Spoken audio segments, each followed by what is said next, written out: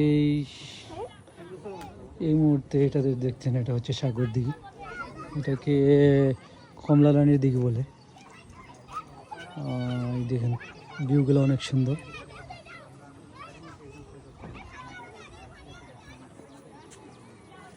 এই রাজার নাম হচ্ছে গিয়ে নারায়ণ, আর ওনার স্ত্রীর নাম হচ্ছে কমলা রানী।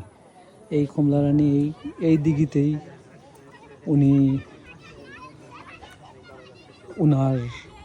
উনি যে গিয়েছিলেন, তারপর আর উনি কখনো আর ফিরেননি। উনি আজীবনের জন্য এই পানির নিচে চলে গেছেন। এটা হচ্ছে একটা ইতিহাস, আপনারা দেখতে পারেন। এই ভিউগুলো অনেক সুন্দর, ঐতিহাসিক। এই দেখেন সব সাইডগুলো দেখেন আপনারা দেখতে পারেন, অনেক সুন্দর ভিউগুলো, আপনারা আসলে দেখতে পারবেন।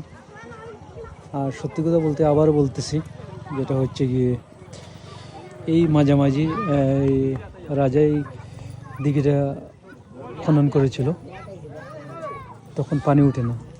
তারপরে স্বপ্নের মাধ্যমে দেখানো হলো যে ওর স্ত্রীকে দিতে হবে, কমলা রানী।